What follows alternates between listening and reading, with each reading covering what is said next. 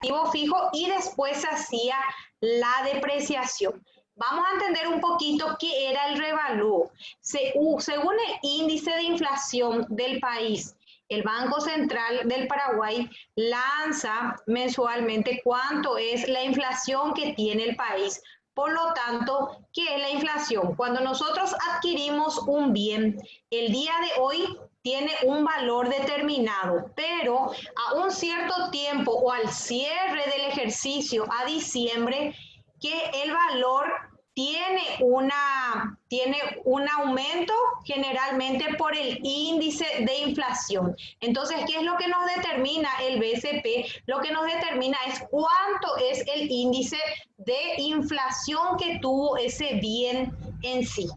Entonces, ¿qué es lo que nosotros hacíamos con los activos fijos? Lo que nosotros tratábamos de valorizar según un porcentaje establecido por el índice de inflación para ver cuánto está actualmente en el mercado. O sea que le dábamos un valor, le volvíamos a revaluar, volver a dar un valor. ¿Para qué? Para comparar con lo que está en el mercado. Si nosotros adquirimos, por decir, por 1.000 guaraníes y tuvo una inflación del 1%, entonces ese valor de inflación lanzábamos al mercado. ¿Para qué? Para volver a revaluar nuestro bien, para que no se vaya devaluando mucho tiempo. Ese es el revalúo. Y la depreciación es el desgaste que sufre el activo fijo por el uso constante. Vamos a acordarnos un poco qué es el activo fijo. El activo fijo son los bienes muebles que nosotros adquirimos. ¿Para qué? Para utilizar para nuestra labor diaria. ¿Qué, por ejemplo, son? Los mobiliarios, las computadoras, las sillas, las mesas, el escritorio, el rodado, el edificio, que nosotros hacemos una construcción. Entonces, ¿qué pasa con esa construcción? Tenemos que ir manteniendo. ¿Por qué? Porque si lo dejamos sin hacer el mantenimiento, eso se va devaluando. Entonces va perdiendo su valor por el desgaste constante. Entonces, esa es la depreciación. Cada bien del activo fijo tiene un año estimado de vida útil, que está establecido también por ley, que vamos a ver hoy. Entonces, cada mueble, cada inmueble, cada rodado tiene un valor de vida útil, en el cual sabemos que si nosotros adquirimos un vehículo, entonces el día en que salimos de la concesionaria, el valor del vehículo disminuye inmediatamente el 20% del valor original. ¿Por qué? Porque ya no es un 0 kilómetro. Entonces, el hecho de salir de la concesionaria hace que el valor ya disminuya. Entonces, esa es la depreciación. Y nosotros, si es que tenemos un vehículo y está valorizado con una vida útil de 5 años, quiere decir que ese valor va a ir disminuyendo año tras año hasta llegar a un valor en que no va a tener más un costo competitivo en el mercado. Entonces, eso es lo que significa la parte de depreciación. Ahora, según la ley 6380, ¿qué es lo que hacemos con el activo fijo? El activo fijo, lo que se determinó es el revalúo, quitar de circulación a no ser que haya una inflación mayor al 20%, dice la ley. Voy a leer un poquito para que ustedes vayan entendiendo y después vamos a pasar esto a la práctica. Dice: constituirán activos fijos los bienes tangibles de propiedad. Tangible es lo que se puede ver, tocar, ¿sí? Planta, propiedad, equipo que sean propiedad del contribuyente, para ser usadas en la producción o el abastecimiento de bienes o servicios, para rentar a terceros o para propósitos administrativos, y sobre las cuales se esperan sean usados durante más de un ejercicio fiscal. Por eso les dije que la vida útil generalmente varía y siempre se usa por varios periodos, con excepción de los bienes destinados a inversión o para la venta. Si yo compro algo para la venta, no es un bien de uso, sino que es un bien para intercambiar y que yo pueda recibir algún beneficio de eso. Entonces, por eso es importante identificar cuáles son los bienes de uso y cuáles son los bienes de cambio. Lo que yo voy a comprar para volver a cambiar y que me pueda redituar una utilidad o una ganancia. En este caso hablamos solamente lo que es bienes de uso. Después dice, serán obligatorios a los efectos del presente impuesto la determinación del valor residual. Esto es lo que hubo de modificación con esta ley. De los bienes del activo fijo, así como la depreciación de estos. ¿Qué es valor residual? Es el valor en el cual queda valorizado el bien al final de su vida útil. O sea que si yo compré un artículo por 1.000 y tiene un valor residual de 10%, quiere decir que ese 10% al finalizar su vida útil, que va a ser a 5 años, entonces por ese porcentaje es el valor que yo puedo lanzar en el mercado o negociar en el mercado. Por supuesto, si yo tengo un vehículo que está a 20 millones y consigo un comprador que me quiere pagar 35 millones, por supuesto que lo voy a vender, pero el valor real en el mercado es de 10 millones o 20 millones. La diferencia ya es por mi habilidad en la cual yo hago la negociación. Entonces, ese es lo que corresponde a valor residual. Y la depreciación, que sí o sí, eso no se modificó, la depreciación se sigue desgastando el bien. ¿Por qué? Por el uso constante que uno va teniendo. La tecnología misma, el día de hoy, tiene una nueva información, el día de mañana van renovando, entonces por lo tanto, los artículos de informática que nosotros adquirimos hoy, cada día van viniendo nuevos sistemas, nuevos modelos, entonces hace que los modelos anteriores se vayan devaluando y los precios vayan bajando. ¿Para qué? Para dar entrada al mercado a las nuevas versiones, a los nuevos modelos que existen. ¿Está? Después tenemos el valor residual de un activo fijo será el importe estimado que el contribuyente podría obtener por la disposición de un activo al final de su vida útil, después de deducir los costos esperados en dicho momento. La depreciación de bienes del activo fijo será la distribución sistemática del desgaste o deterioro que experimente el bien, el cual deberá considerar la estimación de vida útil para cada tipo o clase de activo fijo. Vamos a ver acá cuánto es la vida útil de cada activo fijo destinado según decreto. La reglamentación establecerá las estimaciones de vida útil para cada tipo o clase de bien depreciable, a efectos de la determinación de la depreciación admitida para la liquidación del impuesto, así como también establecerá el valor residual de cada tipo o clase de activo fijo depreciable, el cual no podrá ser superior al 20% del valor del costo. O sea que máximo 20% es el porcentaje que va a quedar como valor residual al final de su vida útil. El Poder Ejecutivo podrá establecer el revalúo obligatorio. Acá habla de revalúo de los bienes del activo fijo cuando la variante del índice de precio al consumo determinado por el BCP alcance el 20%, como les comenté. Si es que no alcanza el 20%, entonces el Poder Ejecutivo no puede establecer una reglamentación o no me exige para que yo haga un revalúo de mis activos fijos. El reconocimiento del revalúo obligatorio establecido por el Poder Ejecutivo formará parte de una reserva. ¿Qué pasa con los revalúos que yo tuve en años anteriores? El revalúo que yo tuve en años anteriores va a quedar como componente del patrimonio neto. y en caso de que yo quiera capitalizar eso, también podrá ser capitalizado.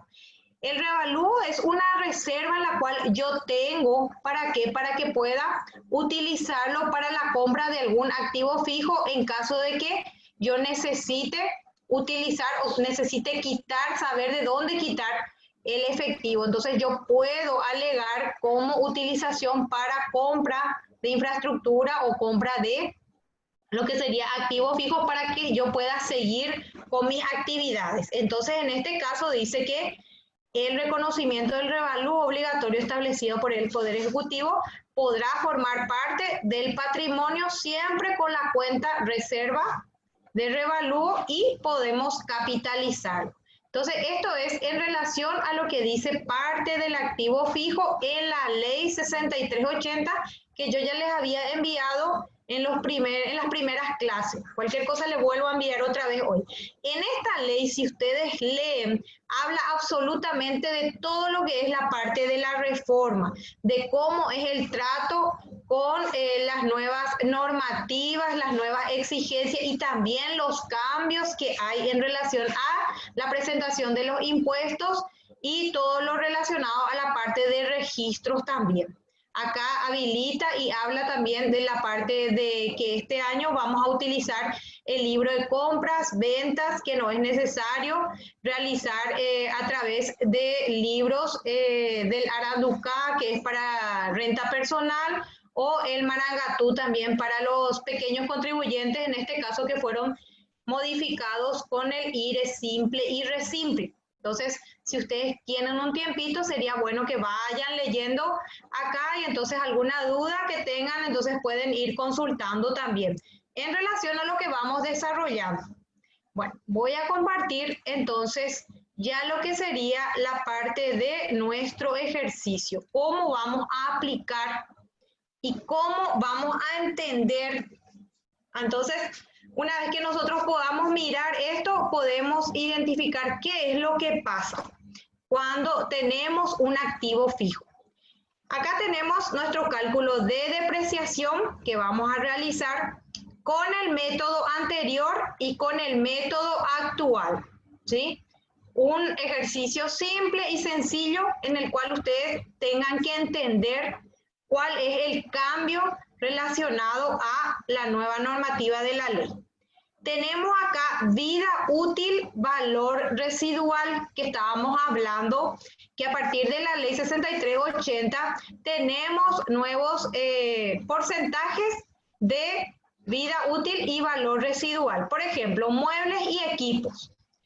Año de vida útil dice que un mueble y equipo máximo puede durar 5 años. Después ya se devalúa, ya se deprecia por el uso constante. Por supuesto, si hoy compro una silla, mañana viene alguien, se rompe la silla, entonces eso ya se fue. Pero se supone que con el mantenimiento constante puede llegar a durar 5 años, ¿sí?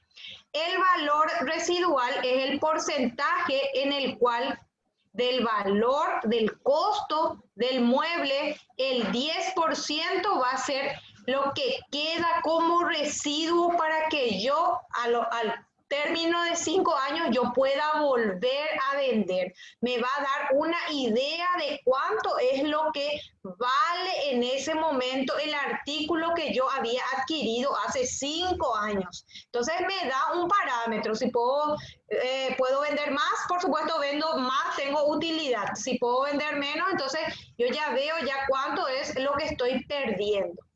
Anteriormente, ¿cuánto era? 10% era su año de vida útil para las empresas que tributaban el IRASIS o el IRE general en este caso, y para las empresas del IRAGRO era 4 años. ¿Por qué esta variación? Por el uso que tiene. Si bien el IRAGRO, muchas veces las maquinarias por el uso constante, entonces se van desgastando en mayor proporción. Y además que muchas veces no tienen las mismas maquinarias, la misma frecuencia, las mismas actividades, entonces hace que para cada una de las actividades tenga un valor diferente en relación a vida útil estamos hablando. Entonces, esta es la planilla que nos da un parámetro de cuánto es año de vida útil que tenemos que utilizar y el valor residual, que estos dos son los que están vigentes a partir de este año. Los demás ya fueron modificados. Tenemos el asiento, cómo vamos a ir haciendo el asiento de reserva de revalúo que fue al cierre del año 2019 y cómo va a ser a partir de este año en el cual solamente vamos a hacer el cálculo de la depreciación, por lo tanto tenemos que registrar solamente el asiento de depreciación. La resolución 2018 en el cual me habla el porcentaje de revalúo. Acuérdense que 2018, 2019 y los anteriores tenía un coeficiente de revalúo. Como yo les había explicado, se revaluaba el activo fijo. ¿Para qué? Para que yo pueda ver cuánto estaba, lo que es revalorizar el activo fijo.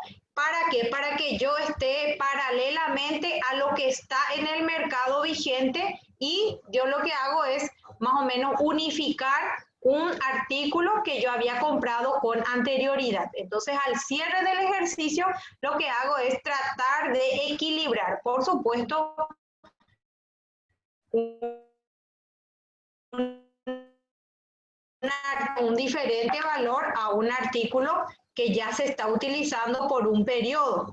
Entonces, eso es lo que hace la parte de revalúo, tratar de que podamos tener un equilibrio en los precios, por supuesto, con cada uno de sus diferencias por la parte de uso. ¿Está? Entonces yo les envié acá, también le copié lo que es la resolución para la parte de revalúo 2018 y 19 para entender nuestro ejercicio y para que ustedes vean cuáles son los cambios que están teniendo, ¿sí? Bueno, vamos a empezar con nuestra depreciación. Nuestra depreciación, acá tenemos maquinarias, elegí uno sencillito. Compramos nosotros maquinarias por un valor de 100 millones de guaraníes. Acuérdense que el costo no debe estar incluido el porcentaje de IVA. El IVA está exento acá, en el sentido de que tiene que estar libre de impuestos. Años de vida útil, 10 años. Maquinarias, años de vida útil, yo miro acá mi vida útil, si para la parte de maquinarias tuvo alguna modificación. Y no, eran 10 años, vida útil a partir de ahora y 10 años para Irasis. Por supuesto, Iragro tiene otra normativa. Entonces, 10 años de vida útil tiene mi artículo. Valor residual, yo ya noto acá cuánto va a ser mi valor residual porque ya estoy en el año 2020 y yo ya tengo que quitar mi revalúo de este año, ¿sí? Entonces, tengo que ver cómo voy a hacer. Después tengo año de la compra, yo compré en el año 2017. Método de revalúo y depreciación, año siguiente. Este método de revalúo y depreciación, si yo compré un artículo, podemos hacer en forma anual, que es más sencillo, y en forma mensual. En forma anuales, si yo hoy, 10 de octubre, compré un artículo, entonces el uso hasta el próximo año, entonces ahí yo recién puedo determinar el desgaste que tuvo mi maquinaria o que tuve mi artículo. Entonces, si yo hago en forma anual, entonces utilizo ese método. Pero si hago en forma mensual, yo tengo que empezar a depreciar a partir del mes siguiente de adquirido el bien. Entonces se recomienda siempre utilizar al año siguiente. Entonces, ¿qué pasa? Tenemos un año de gracia. ¿Por qué? Porque el primer año de adquisición no se deprecia, no se revalúa. Entonces, es por eso que yo puse acá descripción. Le puse maquinarias, el costo, le voy a colocar 100 millones y yo les puse acá una pequeña ayuda a memoria, se copia el costo en todos los años vida útil. O sea que 100 millones, todo mi costo va a ser 100 millones, porque ese es el valor de adquisición del bien. Años de vida útil. ¿Cuántos años tiene vida útil? Entonces, 10 años tiene de vida útil. ¿Sí?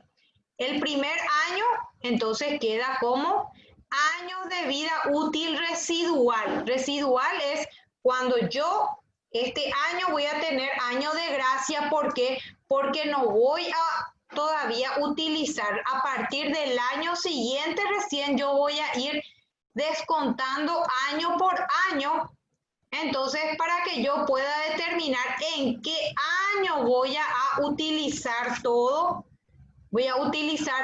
mi bien o mi artículo. Entonces acá voy a ir colocando. El primer año prácticamente lo que se hace es el registro del bien. ¿Para qué? Para que quede ya registrado en mi cuadro de revalúo, depreciación en ese momento. Esto tiene que estar documentado con la factura legal de compra.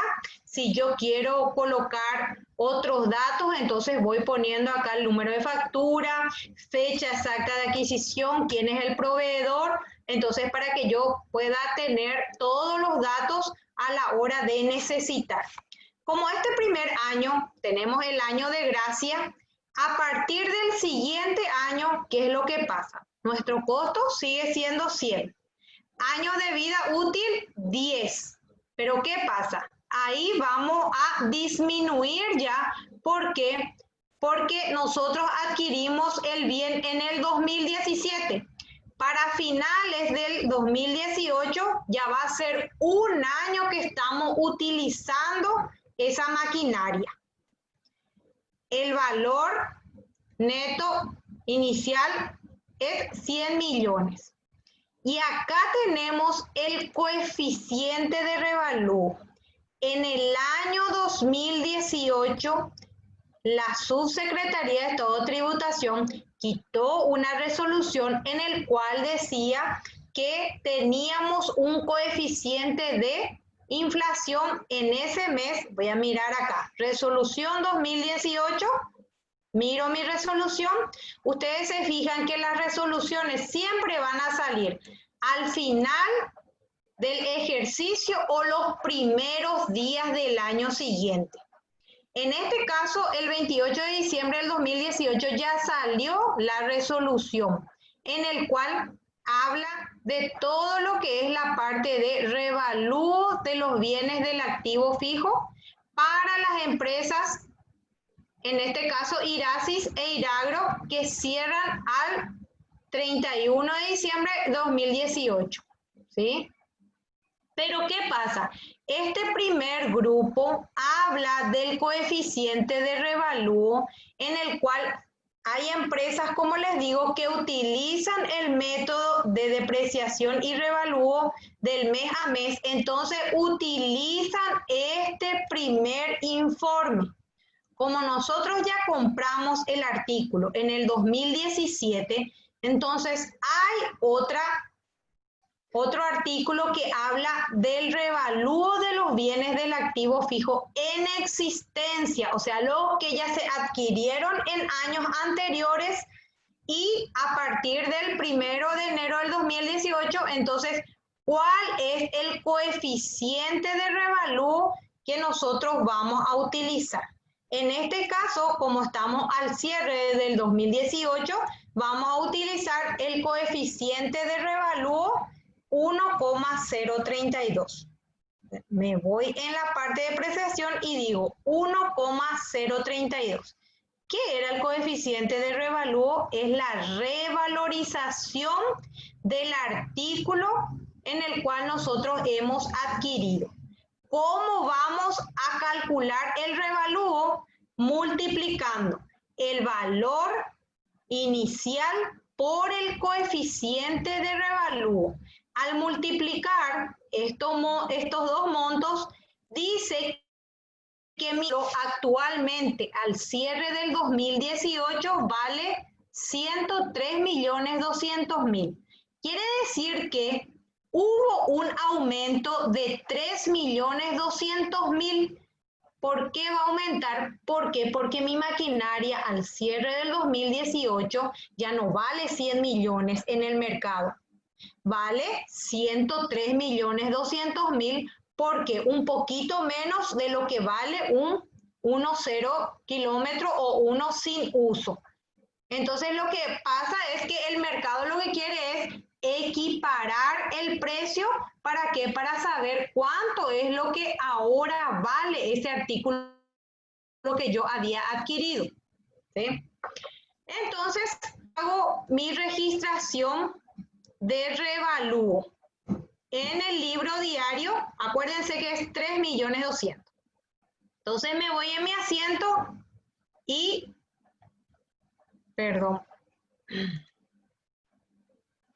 depreciación tenemos H12.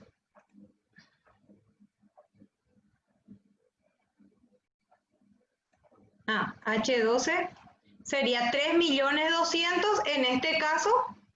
Entonces voy a poner 3.200.000. Este es, voy a pegar acá al lado, porque este es preparé yo el del 2019. Entonces para que ustedes puedan ver también del 2018 cuánto es.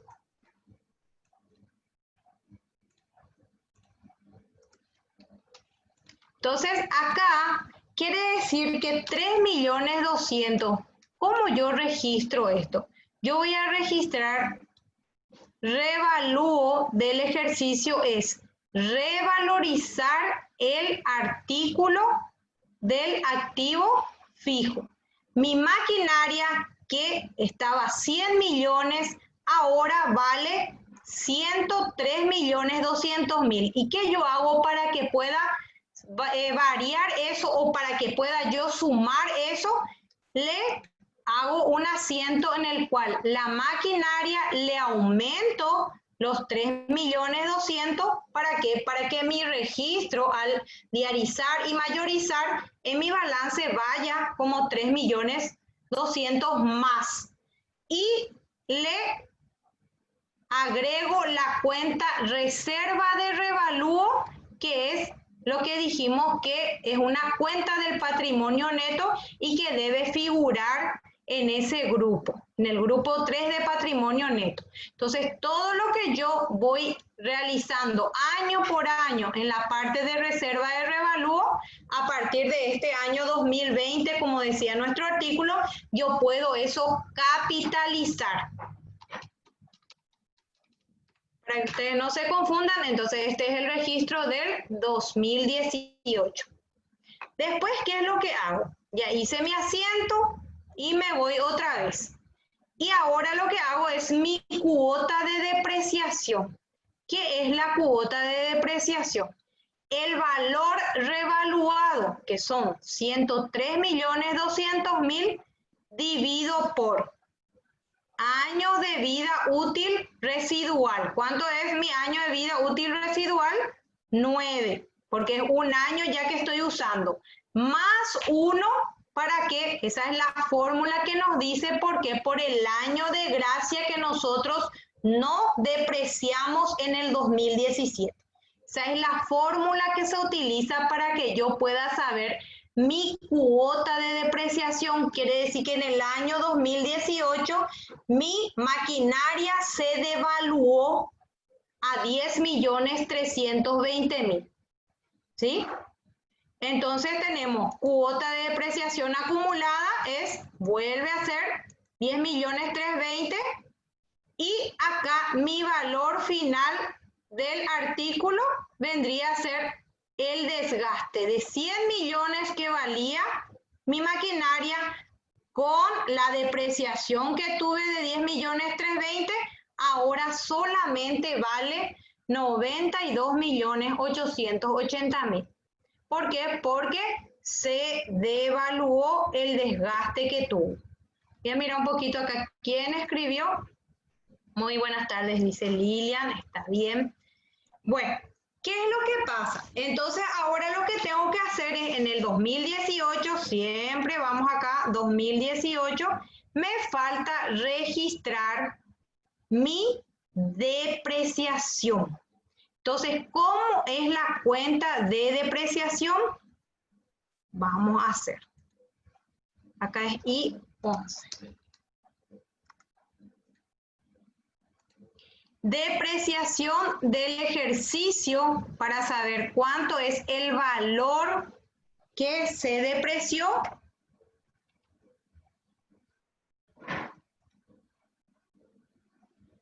Que va a ser 10.320.000, ¿sí? Y 11. 10.320.000 es el de la depreciación, el desgaste que tuvo. ¿Por qué va en el D de la depreciación? Porque es una pérdida, es un desgaste que tuvo, por lo tanto, yo ya tengo que, es un gasto que tuvo mi maquinaria, mi activo fijo, por lo tanto, eso ya llevo ya al desgaste que corresponde al periodo correspondiente del 2018. Depreciaciones acumuladas, esta es una cuenta también del patrimonio.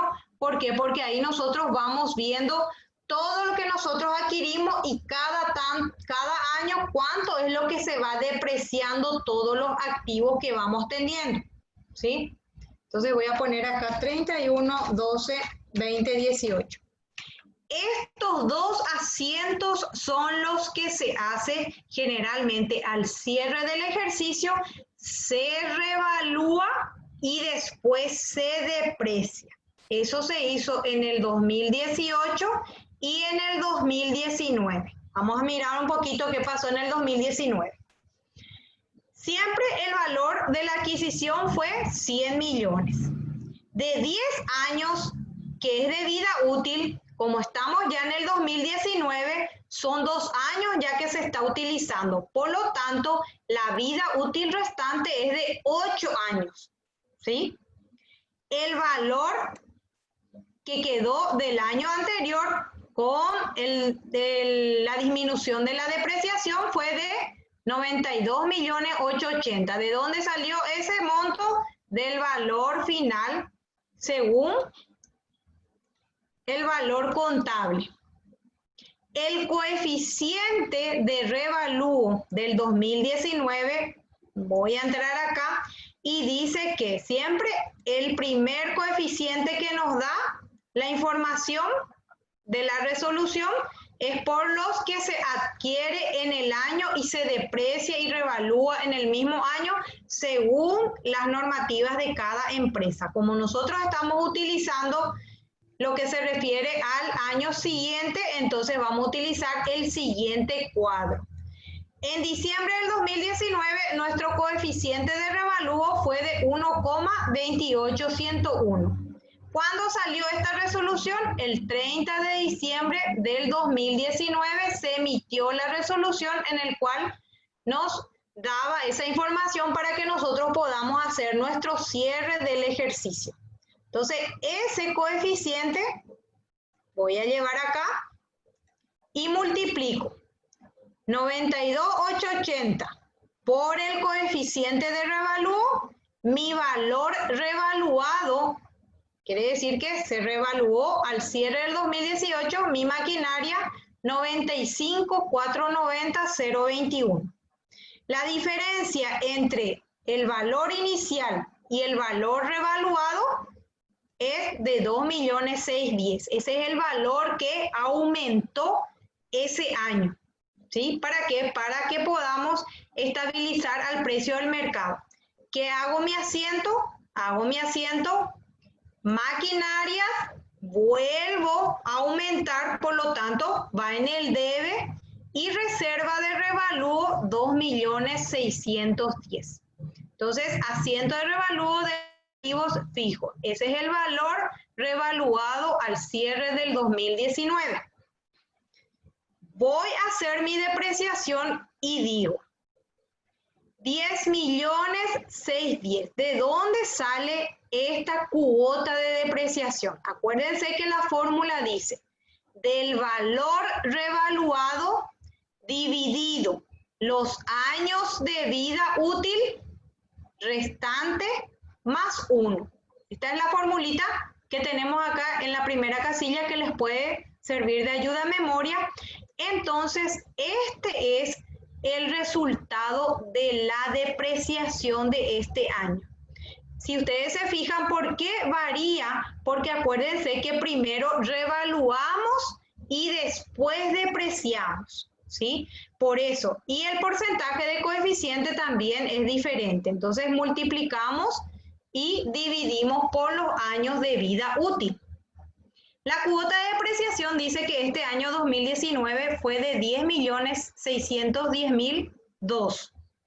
La depreciación acumulada es el año anterior más el año actual, quiere decir que mi bien se está depreciando ya por 20.930.000. Y el valor va a ser el valor anterior menos mi cuota de depreciación y acá tenemos el valor actual. Quiere decir que ahora vale 84.880.019.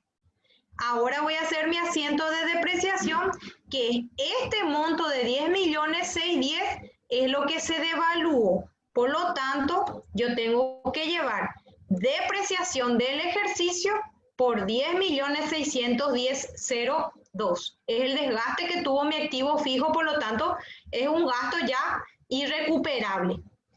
Y la depreciación acumulada de la maquinaria es 10.610.000, el mismo valor. Ingresa por el mismo valor, sale por el mismo valor, pero afecta cuentas diferentes. ¿Está? ¿Alguna duda en relación a lo que corresponde a la normativa del año anterior? Si tienen, entonces, después para pasar a lo que dice la nueva reglamentación con relación al trato de los activos fijos. Entonces, bueno. Entonces, esto es lo que sucedía en años anteriores. A partir del año 2020, ¿qué es lo que dice? Que yo tengo que solamente quitar un valor residual y determinar cuánto es el porcentaje de la depreciación, pero directamente dividido los años restantes. Bueno, en el año 2019 quedó valorizado de 84.880.019. Ese es el valor que yo cerré en el 2019. Entonces yo hago mi cálculo. Cálculo de valor neto residual y de la depreciación. El valor fiscal al cierre del ejercicio 2019, 84.880.019. El valor residual dice que es el 20%. Acuérdense que ese es el tope. ¿De dónde voy a quitar esto? De esta información. Donde me decía que la maquinaria tiene vida útil 10 años y el valor residual queda en 20% del valor. Entonces, en el 2019, 84.880.000, el 20% corresponde a 16.976.004.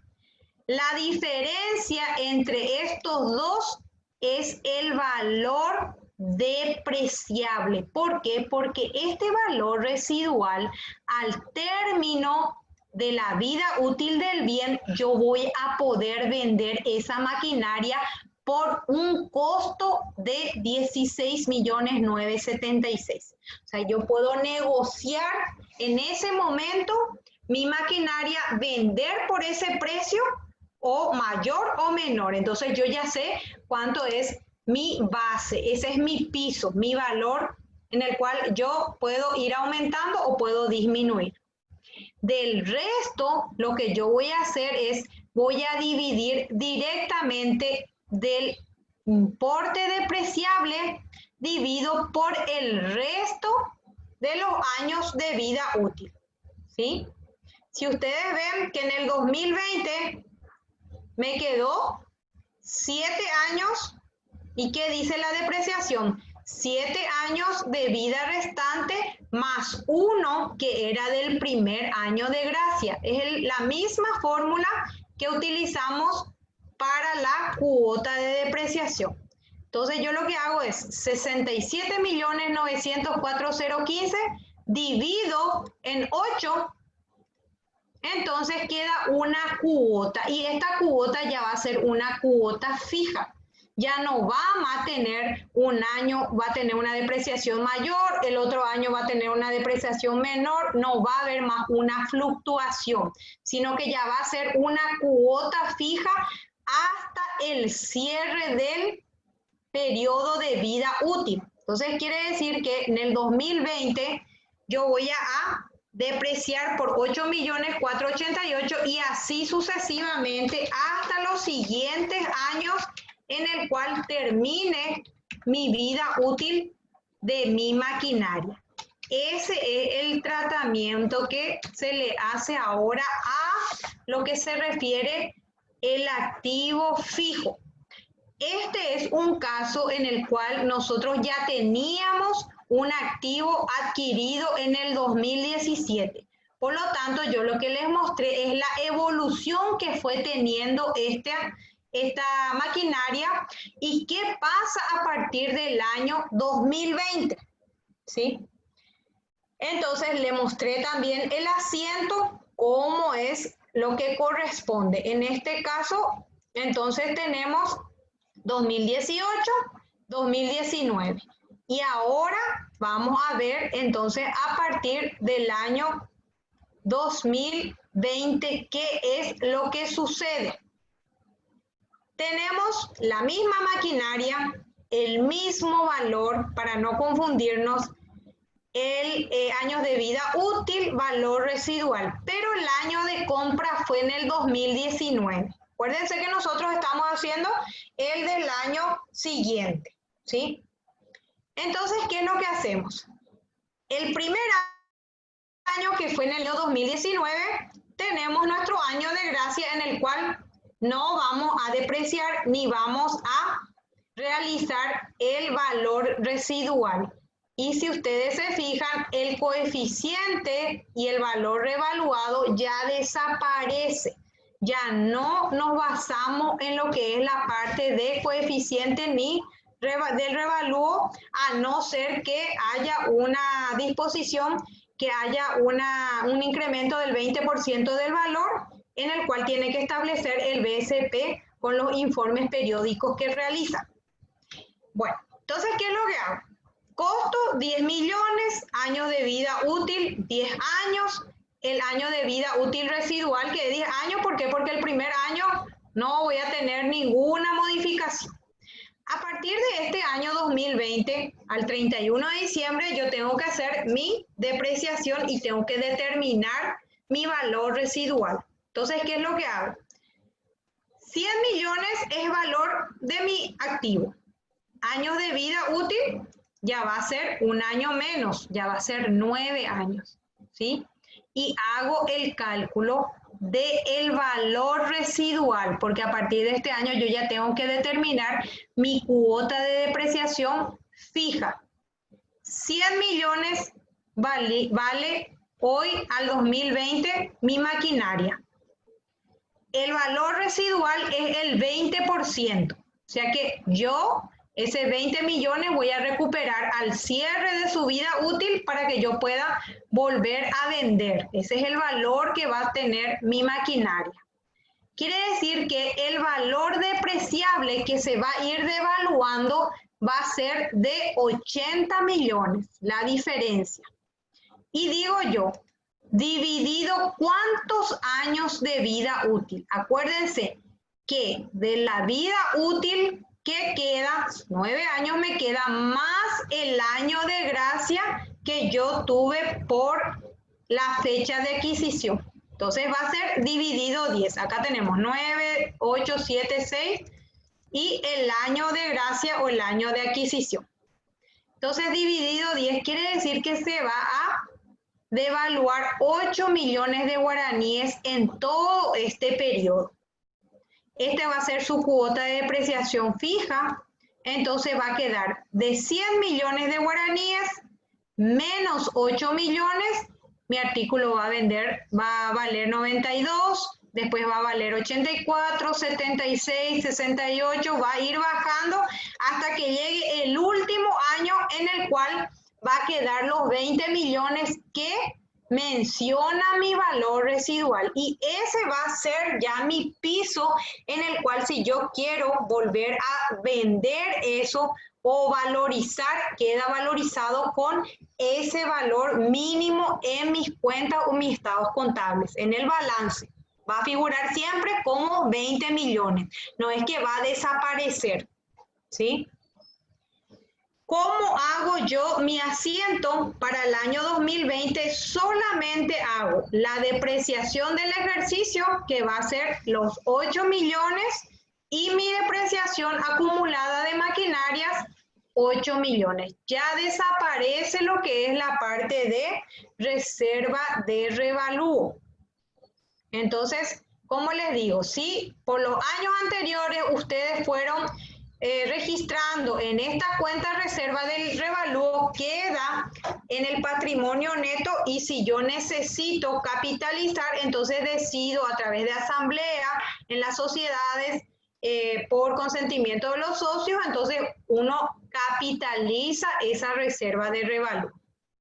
Y bueno, con esto damos finalizado. Voy a grabar y les voy a enviar lo que corresponde a la parte del tratamiento de los activos fijos en relación a la depreciación y al revalúo.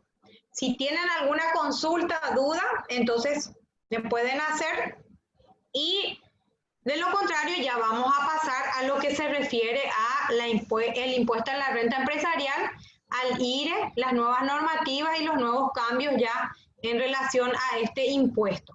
Entonces, esto es importante, ¿por qué? Porque este ayuda a la información para el cierre del ejercicio, y es una información en la cual se hace al finalizar el periodo, una vez que se tengan todos los registros. Entonces, es como para ir haciendo los cierres de cada una de las cuentas, revalorizar y volver a iniciar en el siguiente periodo, dando ya de baja a lo que sería la parte de las depreciaciones y aplicar cada uno en el periodo que corresponde. ¿Cuánto es lo que se depreció mi artículo este año? Por lo tanto, ya envío lo que corresponde este año. Entonces, inicio una nueva etapa en un periodo nuevo, entonces todos los registros se renuevan. Solamente las cuentas patrimoniales son los que se van arrastrando año tras año. Las de resultado ya se quedan sin movimiento. ¿Por qué? Porque ya se liquidan en el mismo año, ¿sí?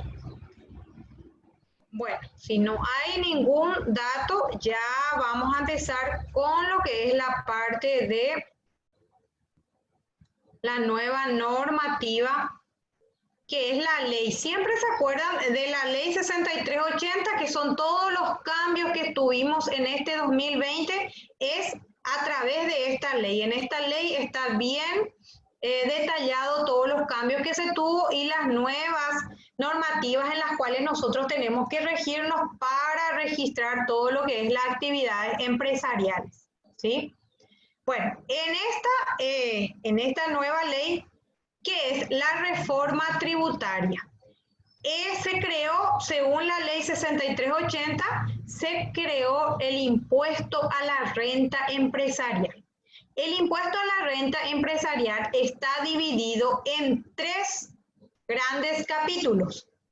El primer capítulo habla de la renta, impuesto a la renta. ¿Qué es la renta? Es el impuesto que se paga en forma anual según las actividades que uno realiza. Tenemos clasificado el IDU, que es el impuesto a los dividendos por las utilidades recibidas. El IRE, que se refiere a lo que es la parte de renta empresarial, pequeña, grande y mediana empresa, ¿sí? Según la clasificación de los ingresos que uno va teniendo, entonces se vuelve a reclasificar otra vez la parte de renta empresarial. El impuesto a los no residentes también es una nueva normativa en la cual nosotros tenemos ciertos porcentajes que vamos a cobrarle a los no residentes del país, pero que reciben una ganancia. Por ejemplo, soy socio de una empresa que está estabilizado en el país, pero yo estoy viviendo en Francia.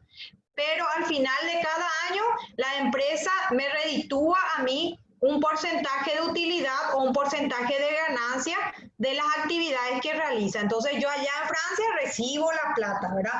Pero no voy a recibir el 100%, ¿por qué? Porque va a haber un porcentaje en el cual va a quedar destinado en el país a lo que corresponde la parte tributaria y el resto sí se le va a ir a ese socio que está fuera del país. A eso se refiere a los no residentes.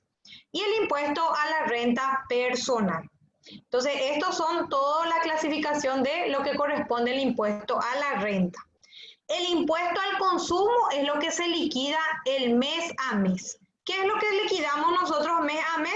El impuesto al valor agregado para todas las empresas comerciales, ¿sí?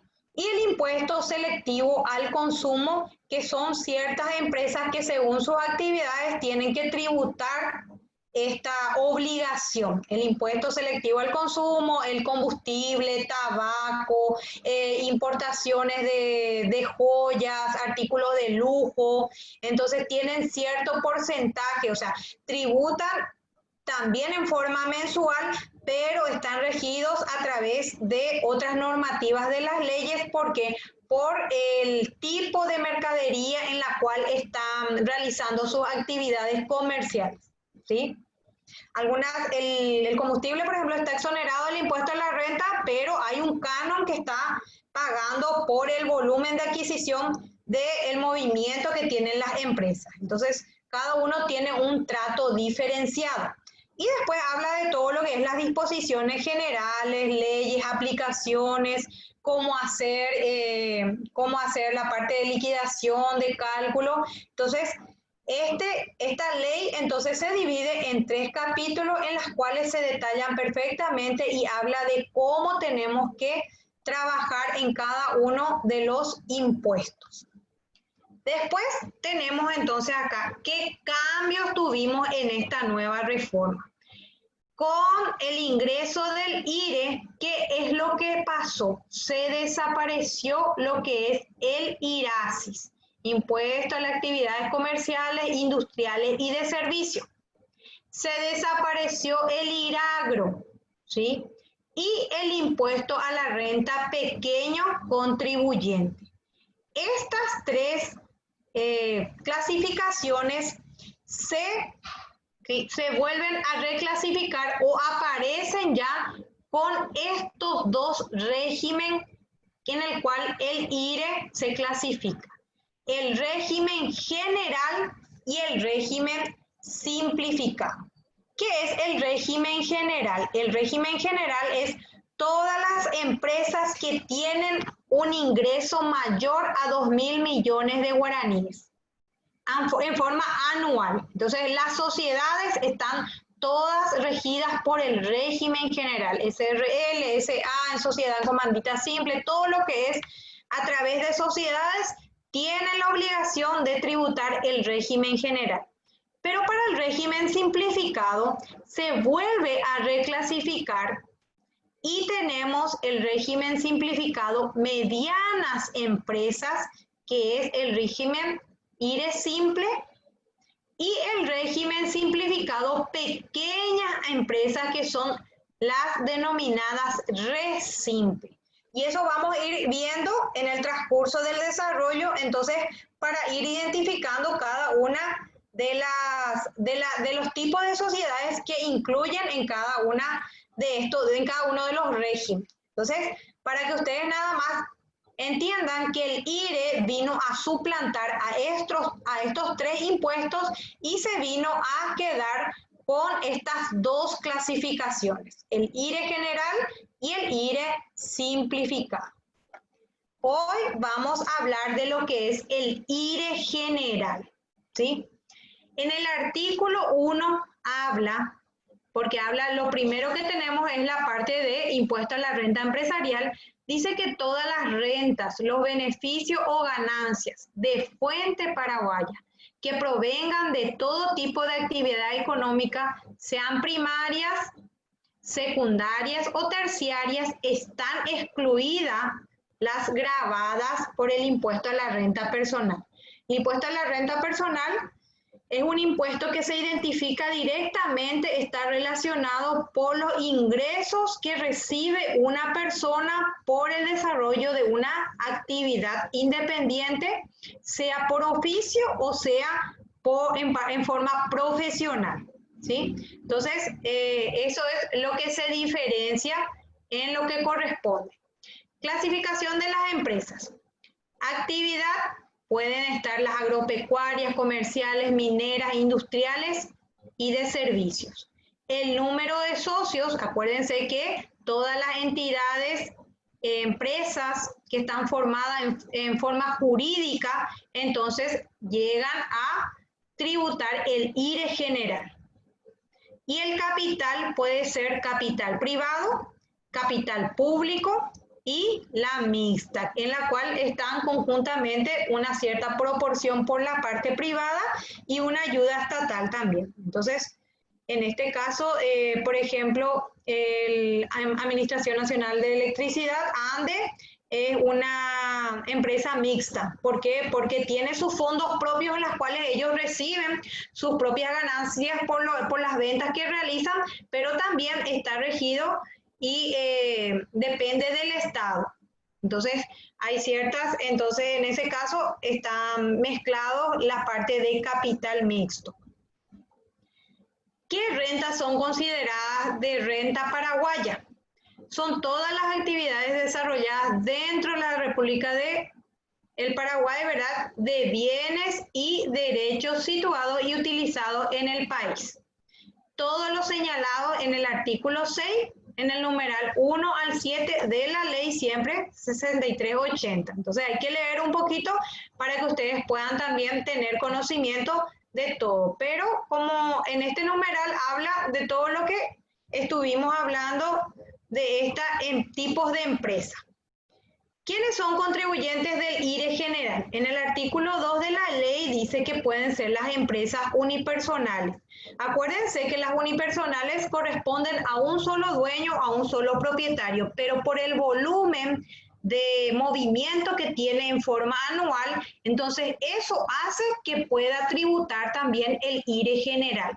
No es una empresa constituida a través de una sociedad, es solamente un socio, pero el volumen que tiene de movimiento, entonces eso hace que las empresas unipersonales formen parte también de este grupo de IRE general.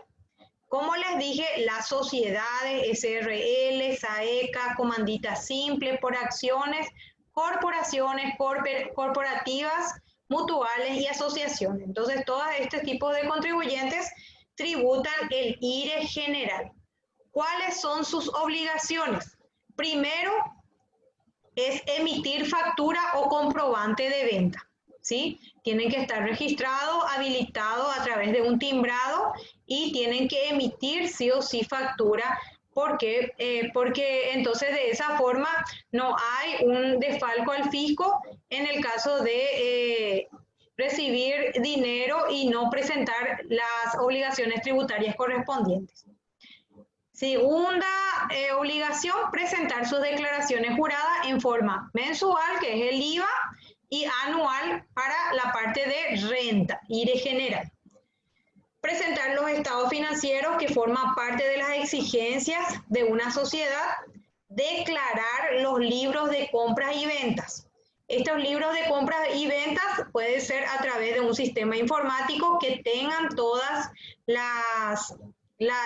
según el formato establecido, o si nosotros también tenemos, como les había mostrado anteriormente, los libros de compras y ventas, que hay un modelo en el cual te facilita la Subsecretaría de Estado de Tributación para que ustedes puedan registrar en forma cronológica y cronológica todas las operaciones, sea de compra o venta.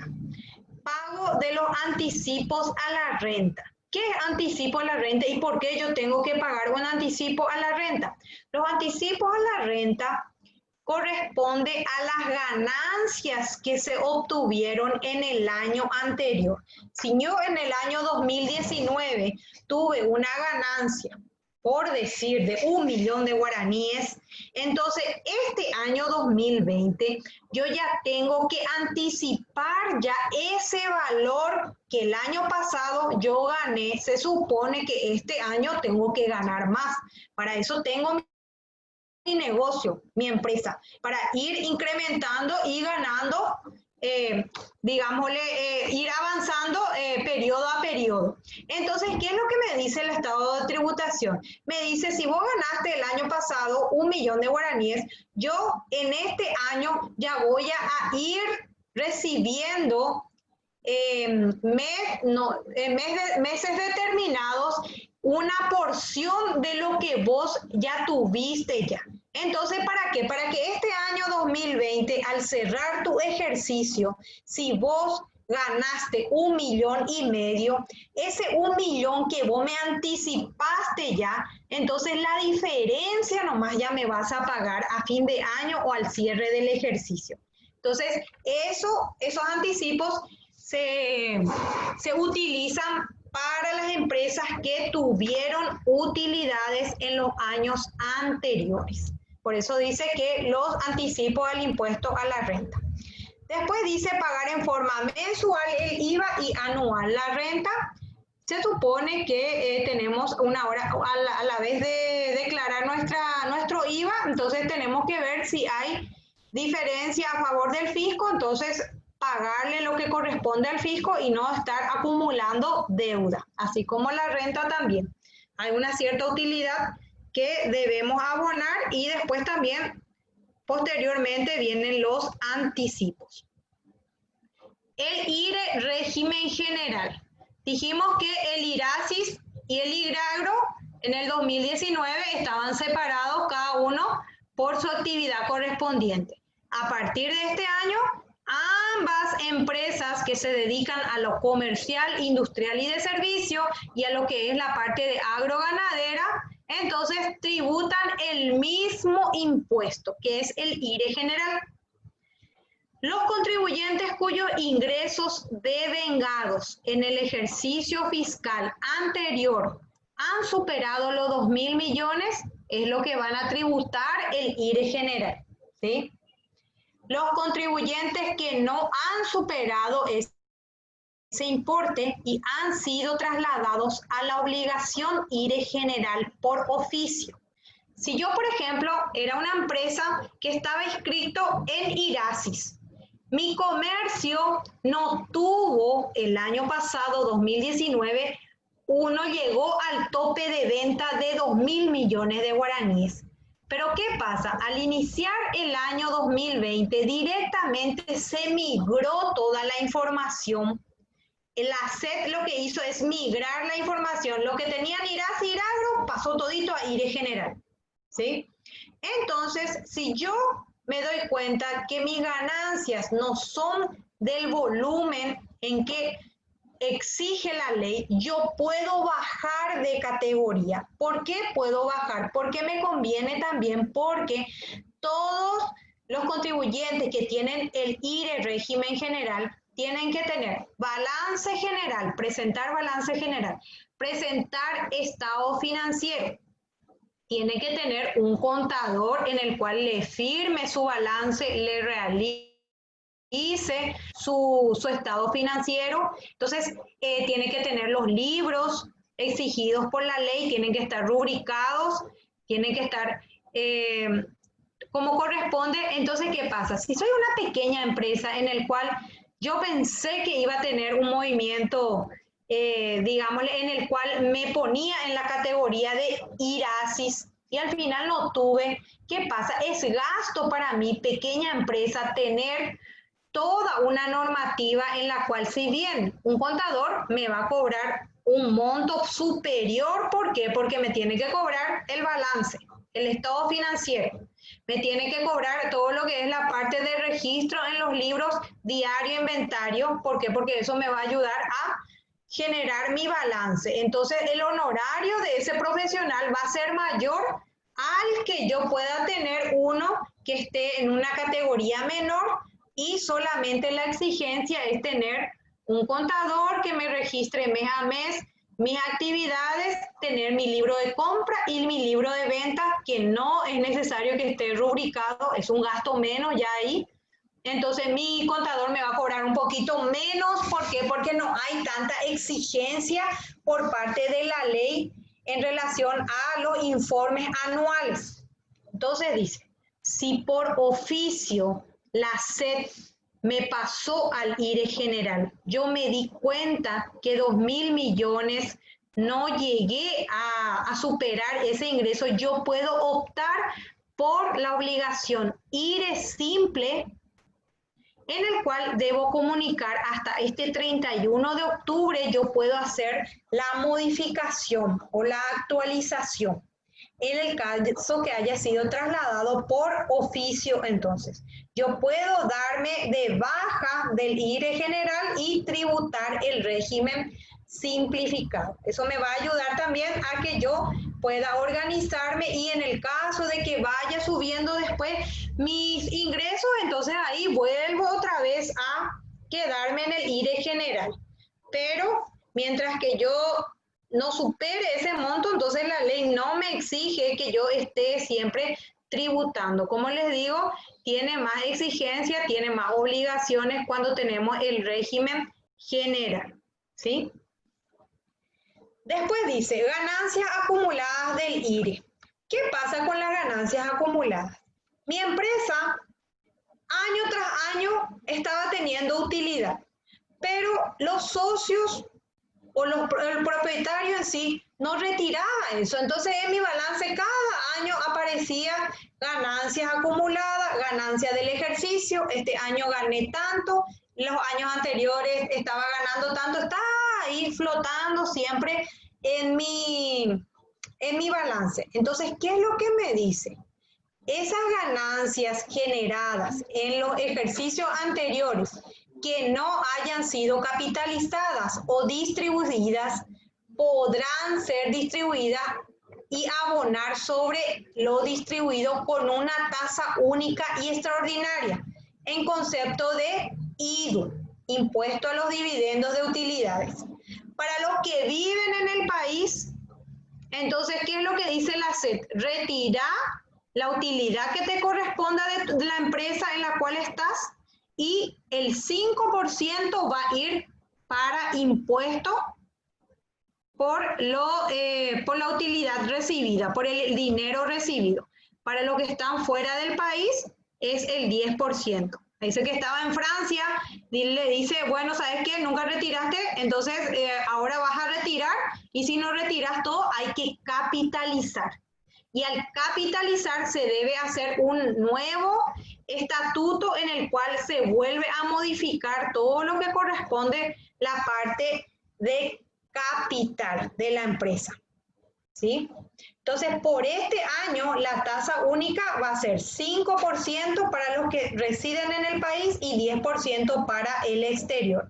Para el año que viene, va a subir del 5%, va a subir al 8% para los residentes del país y 15% para los residentes del exterior. Entonces, por eso, nada más que les digo que es una tasa única y extraordinaria que hay que aprovechar ahora y decirle a los socios de las entidades de las empresas que retiren todo lo que corresponde a sus utilidades por la baja, por el bajo porcentaje en que van a estar pagando el impuesto.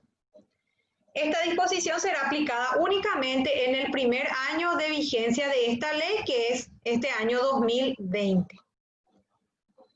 Libros obligatorios para los contribuyentes del IRE general. Como yo les había dicho, tiene más gasto este impuesto. ¿Por qué? Porque hay más exigencia por parte de la SED en la parte de verificación por el volumen de ingresos que tiene en forma anual. Acuérdense que es más de 2.000 millones de guaraníes.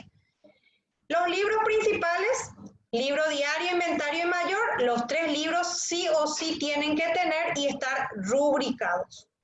Los libros auxiliares, libro de compra y venta. La rúbrica es obligatoria según la utilización, ¿sí? Según cómo utilicen, entonces es obligatoria. Hay empresas en las cuales tienen la información en la cual nosotros alzamos todo nuestro libro y venta directamente, así como una declaración jurada. Entonces esa información procesamos a través de una base de datos y eso enviamos a la Subsecretaría de Estado de Tributación para que la Subsecretaría compare con lo que dice mi formulario y el listado de documentos que respalda ese registro a través del sistema GESHAUCA. Entonces, en ese caso no está exigido que yo tenga la rúbrica de estos libros de compra y venta. ¿Por qué? Porque la información yo voy pasando mes a mes con lo que sería la parte de mi declaración. Pero si yo no estoy regido bajo esa norma o bajo esa obligación del GESHAUCA, entonces sí o sí tengo que tener mi libro de compra y venta rubricado. Libros societarios. Toda sociedad tiene que tener sus libros, también tienen que estar rubricados, que son libro de acta de asamblea, libro de acta de directorio, registro de acciones, libro de registro de asistencia a asamblea. ¿Sí? Estos son los libros societarios que en las sociedades tenemos que tener y tienen que estar todos rubricados. Entonces son los libros obligatorios también de los contribuyentes del IRE. La fecha de cierre del ejercicio fiscal es el 31 de diciembre de cada año civil. A partir de este año hay posibilidad de optar por un cambio siempre que realicen las siguientes actividades económicas. Si yo soy una empresa que se dedica al ingenio, a la parte de ingenio de arroz, azúcar, cooperativas que industrializan productos agropecuarios, puedo solicitar, en vez de hacer mi cierre el 31 de diciembre, el 31 de abril va a ser mi fecha de cierre. ¿Por qué pide esto? Porque anteriormente el IRAGRO tenía sus vencimientos a mitad de año, en los meses de junio, julio. Entonces, ¿qué pasa? Al migrar toda... un audio por aquí. Al migrar toda esta información, se unificó todos los criterios y todas las empresas quedaron al 31 de diciembre. Entonces, yo puedo votar. Me parece que Lilian tiene su abierto su micrófono y está con los niños. Entonces, para que el micrófono. Bueno, entonces tenemos el 30 de abril para estos tipos de empresas y las que pueden optar por vencimiento del 30 de junio son las empresas de seguro, reaseguro, industrias de cerveza y gaseosa. Entonces, ¿para qué? Para que tengamos nosotros un mejor tiempo de realizar nuestros cierres o para mejor organización. Cada empresa opta por hacer esa modificación. El contribuyente que haya optado por el cambio de cierre no podrá volver a modificarlo por el lapso de 5 ejercicios fiscales. Si yo opté por el 30 de abril, entonces por 5 años yo ya no puedo modificar esa fecha de cierre. Cada año, hasta los 5 años, voy a tener que cerrar el 30 de abril. Entonces eso es importante saber también. Los costos. Vamos a hablar qué son los costos en relación a este tipo de empresas. Los costos deducibles y los no deducibles. Deducibles es que nosotros podemos descontar para el pago, para el menor pago del impuesto a la renta. Pero ¿qué tiene que tener también? Tiene ciertas normativas para que sean deducibles y no deducibles. deducibles son aquellas que están debidamente documentadas. Tenemos que tener los documentos, las facturas a nombre de la empresa, de la sociedad, no tiene que tener enmienda, tachadura, tiene que tener todos los datos de la empresa, dirección, teléfono, correo, RUC. Entonces, ¿para qué? Tiene que estar bien claro lo que es la parte de los totales, en monto, letra, desglosado bien lo que es la parte del IVA.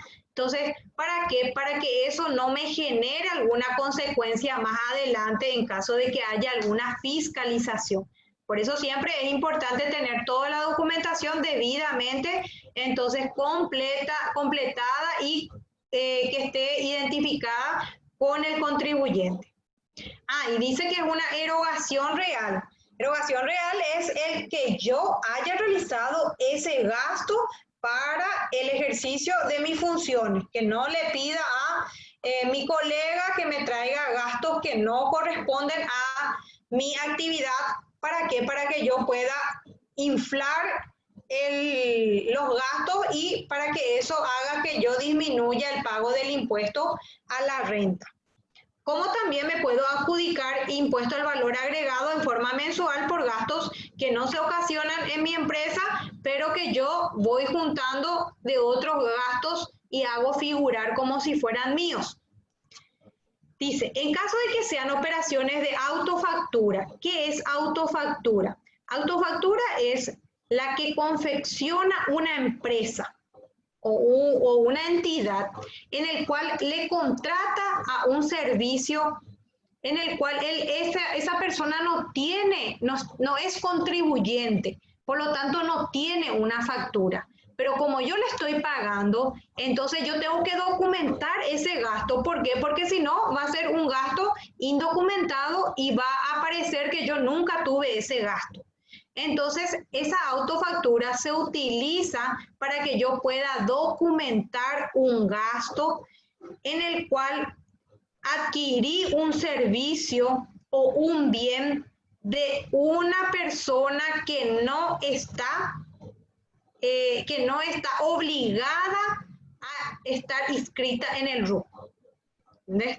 Por ejemplo, pequeños productores en el cual en forma casera realizan, qué sé yo, el cría y engorde de gallinas caseras, de la parte de agricultor, ahora que se puso de moda también con el tema de la pandemia, que cada uno tiene su propia chacra, tiene su granjita, tiene su... Entonces, eso por la cantidad que uno tiene, entonces como no va a consumir todo, entonces, ¿qué es lo que hace? Sale y ofrece a los posibles compradores. Entonces, yo para documentar eso, entonces utilizo la autofactura. Y dice que la misma no sea precio superior, o sea, tampoco voy a decir, sí, voy a comprar de vos, me vendés a 10.000, pero yo hago figurar 100.000, siendo que en el mercado el precio normal es 10.000, 12.000, 15.000. Entonces yo no puedo tampoco inflar un costo que no está acorde al mercado. Entonces, por lo tanto, todos esos documentos me sirven a mí para deducir el pago del impuesto. ¿Qué son los costos no deducibles? Son todos aquellos que no cumplan lo dispuesto en el artículo 14 y lo expuesto en el artículo 16 de la ley 6380. Que por ejemplo son los costos, como les dije, hay documentos que no tienen el formato correspondiente, no está debidamente claro, no está a nombre del contribuyente, no se realizaron las erogaciones correspondientes, son de otros gastos de particulares o del propietario, de los socios, entonces eso no pueden estar deducibles. Tenemos los gastos. Acuérdense que costos es una cosa, gastos otra cosa. Gastos dice tributos y cargas sociales que recaen sobre la actividad, bienes y derechos. Por ejemplo, los tributos son el pago del impuesto al valor agregado, entonces eso, por ejemplo, es un gasto deducible, ¿sí? Cargas sociales, por ejemplo, el pago del IPS es una carga social en el cual yo, como empresa, pago una porción por mi empleado y eso... el Estado me reconoce a mí como un gasto deducible. el IVA incluido de las compras de bienes, servicios e importaciones. ¿Por qué? Porque yo pago ese IVA, entonces yo me puedo adjudicar los gastos correspondientes. Gastos generados por el negocio, remuneración o contribuciones pagadas al personal, gastos de movilidad, viático, pérdidas extraordinarias, también todo lo que pueda yo deducir y demostrar a través de documentaciones. Entonces, si ustedes pueden leer el artículo 15 de la ley, habla también de un detalle más de los gastos que pueden ir deduciendo. Gastos no deducibles. Las sanciones por infracciones, las multas. Por ejemplo, me olvidé, no presenté mi declaración jurada, la SED me cobra 50.000 guaraníes de multa. No comuniqué la baja de timbrado, me cobra 100.000 guaraníes de multa.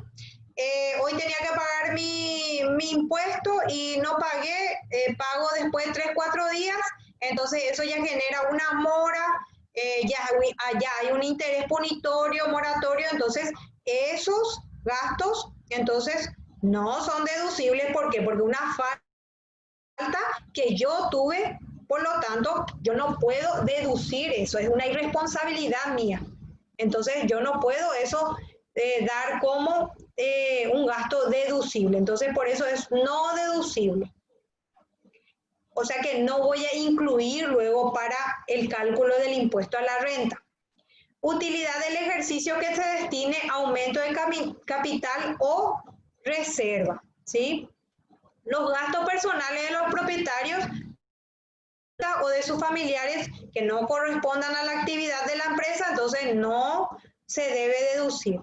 Los costos y gastos relacionados a la obtención de rentas no gravadas. Por ejemplo, las exentas, no me puedo yo adjudicar un gasto con IVA, siendo que son no deducibles o están exoneradas.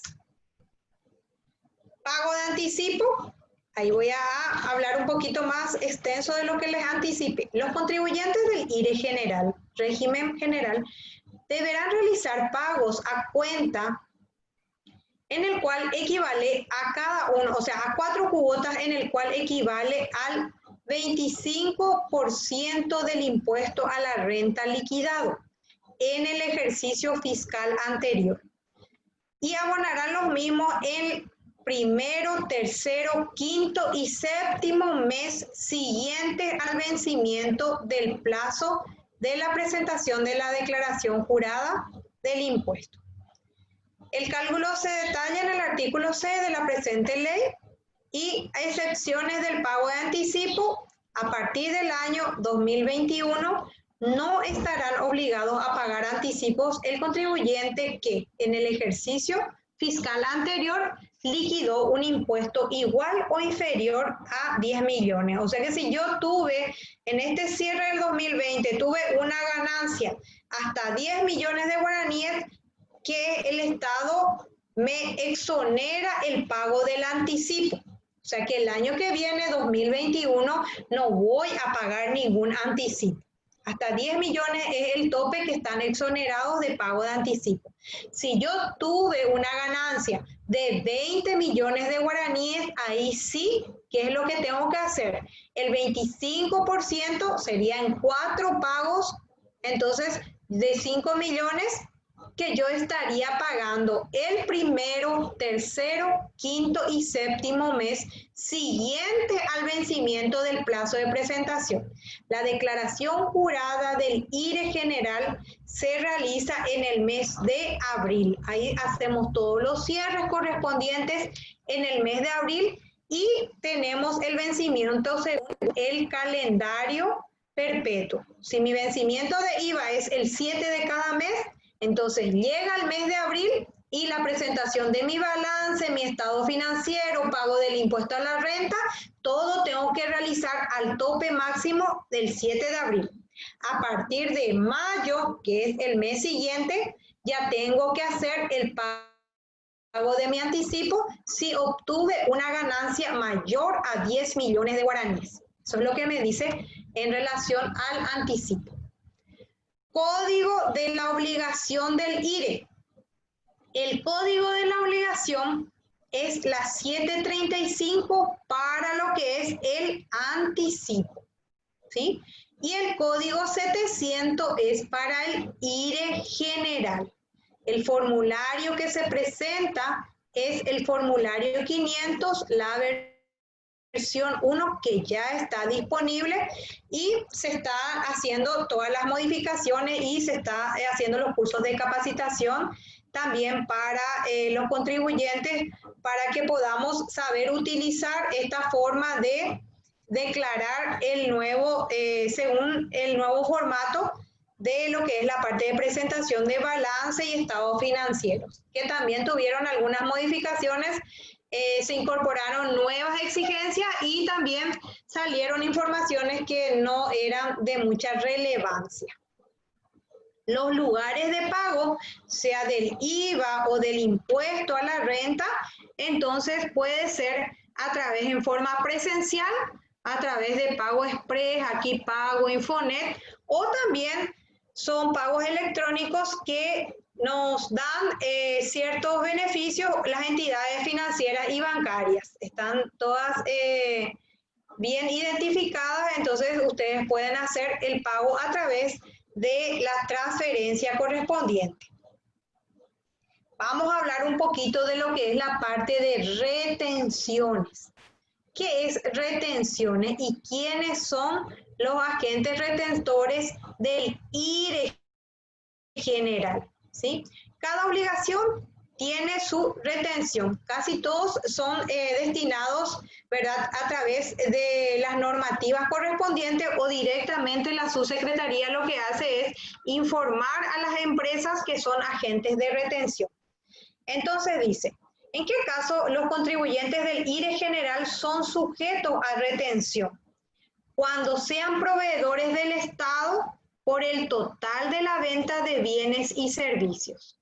Entonces, agente de retención es un organismo de la administración central, entidades descentralizadas, pueden ser las empresas públicas, empresas económicas mixtas y demás entidades del sector público, excluido las municipalidades y las gobernaciones.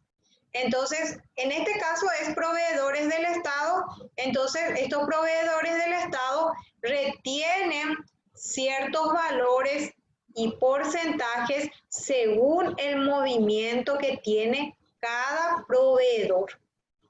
Después tenemos también los comerciantes que se adhieren al sistema de pago de tarjeta de crédito. Si yo tengo una empresa y usufructo el servicio de bancar para que todos mis clientes vengan y me puedan pagar con su tarjeta de crédito, entonces el hecho de ese servicio, de utilizar ese servicio, directamente las empresas que ofrecen eso me van a retener a mí un cierto porcentaje según el movimiento que yo tenga.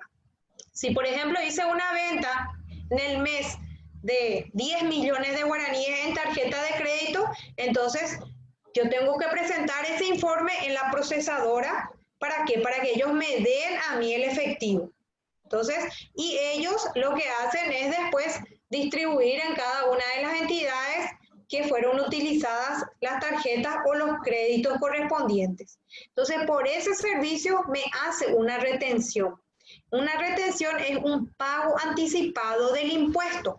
Puede ser un pago anticipado del impuesto del IVA o del impuesto a la renta. O sea, ¿qué es lo que me hace el Estado? Me retiene ya una cierta parte de mi IVA. ¿Para qué? Para que al pagar yo mi impuesto al valor agregado ya tenga un monto en forma adelantada a mi favor. Entonces yo la diferencia nada más me voy y abono lo que falta, digámosle. Pero en caso de la renta es la misma cosa. Si hay una empresa procesadora que retiene renta, entonces ya me retienen un cierto porcentaje y si yo tengo que pagar el impuesto a la renta, entonces ya tengo esa retención que me hicieron las entidades, el Estado ya tiene esa plata, entonces yo puedo descontar y pagar menos la renta. cuando introduzcan al país bienes o mercaderías, excepto cuando se traten de bienes o mercaderías importadas bajo la ley 60/1990 y la ley de Maquila tiene que decir acá. Entonces, un error de tipeo. Los agentes de retención, la Dirección Nacional de Aduanas, cuando yo hago una importación, entonces, por la mercadería que yo estoy trayendo, por el valor que estoy trayendo, entonces me hacen una retención por pago de impuesto también. Entonces, según lo que voy realizando, cuando se hacen compras del exterior a través de las tarjetas de crédito, entonces al realizar el despacho de importación, entonces hay un canon que los despachantes pagan a la Dirección Nacional de Aduanas por el bien o el artículo que se está importando, ¿sí? ¿En qué caso el contribuyente del IRE general es agente de retención? Yo, ¿en qué caso puedo ser agente de retención? Cuando adquiera bienes de personas físicas que por su poca significación económica no se hayan organizadas en forma empresarial, tales como les dije, los pequeños productores. Si yo tengo un campo en el cual yo estoy sembrando soja en forma particular, entonces, ¿qué pasa? Me voy y una vez que termina mi cosecha, entonces me voy y ofrezco mis servicios a las empresas que pueden comercializar. Entonces, esas empresas que pueden comercializar me van a retener a mí un cierto porcentaje. ¿Por qué? Porque como yo soy productor, entonces es en forma ocasional y no estoy pagando un impuesto en forma mensual ni anual. ¿Por qué? Porque la ley no me exige. ¿Por qué? Porque por la porción en la que yo estoy trabajando la tierra o por el volumen en el que yo tengo mi mercadería. Entonces, ¿qué pasa ahí? Entonces, el comprador en este caso lo que me va a hacer es, me va a retener un cierto porcentaje porque por la porción que yo no pago impuesto. Entonces, él al retener eso directamente va a informar a la Subsecretaría de Estado de Tributación que hizo una retención por un pequeño productor en el cual se le compró tanta cantidad de productos, tanto fue su valor y tanto es lo que la ley exige que se le retenga y se abona eso en la SED y yo, pequeño productor, recibo lo que me corresponde y me voy de vuelta a mi campo a seguir trabajando, ¿sí?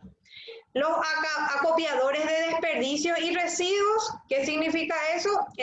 Los famosos recicladores de latitas, de plástico, de cartones. Entonces, yo, por ejemplo, ¿qué es lo que hago? Me voy y hago el menudeo. Me voy juntando las latitas, los plásticos, los cartones. Me voy y hay una empresa que me compra. Esa empresa compra todo, absorbe todo de los pequeños recicladores, vuelve a vender a las empresas, digámosle que son las que reciclan o las que se dedican a la transformación de ese producto. Entonces ahí ocurre también el tema de la retención, porque yo no le puedo retener a ese pobre recolector que me está trayendo 1 kilo o 2 kilos de latita. ¿Por qué? Por el volumen. Sin embargo, yo el volumen en el que estoy manejando es mayor, entonces yo ahí realizo la retención correspondiente.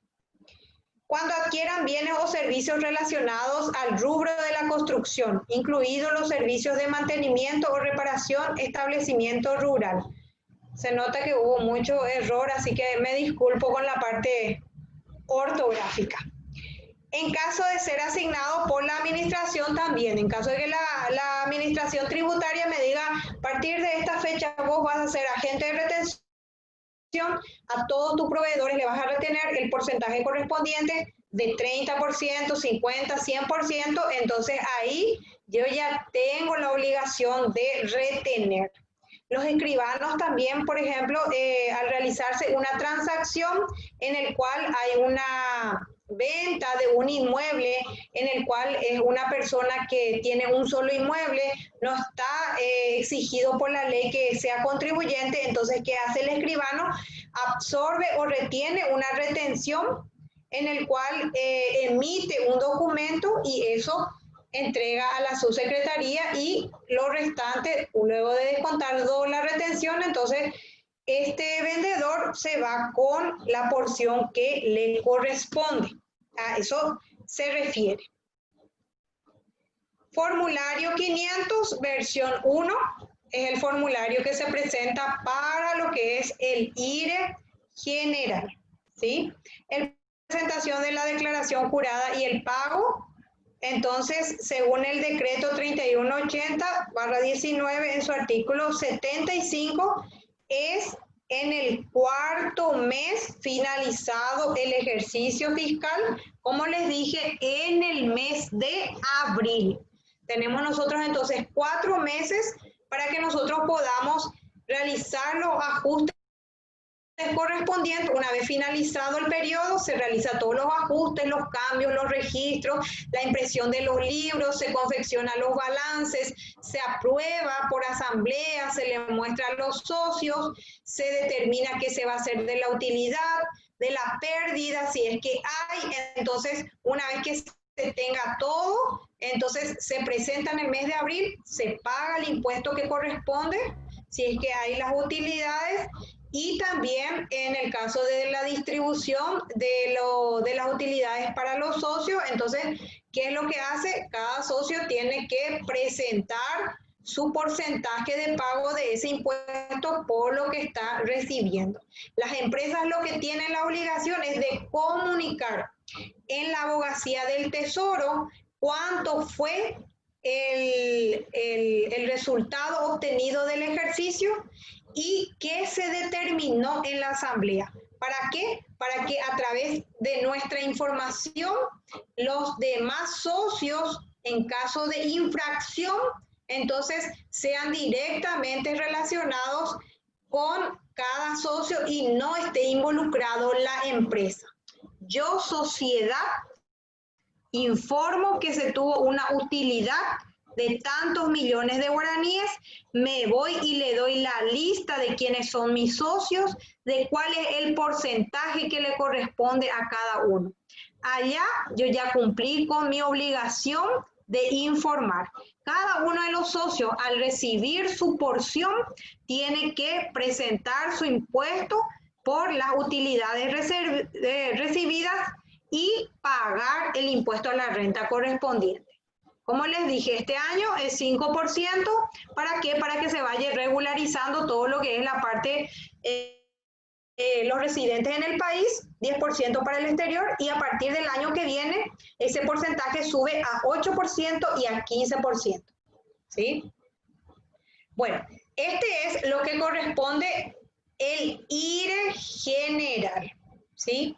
Tenemos todavía un tiempito, así que quiero compartir con ustedes lo que es la parte de el cálculo del impuesto a la renta. ¿Cómo nosotros vamos a calcular el impuesto a la renta para pagar si somos contribuyentes del IRE general? Entonces tengo acá mi impuesto a la renta. Cálculo del impuesto a la renta. Acuérdense que para el cálculo del impuesto a la renta, nosotros lo que nos interesa es el resultado del ejercicio, los ingresos, los costos y los gastos.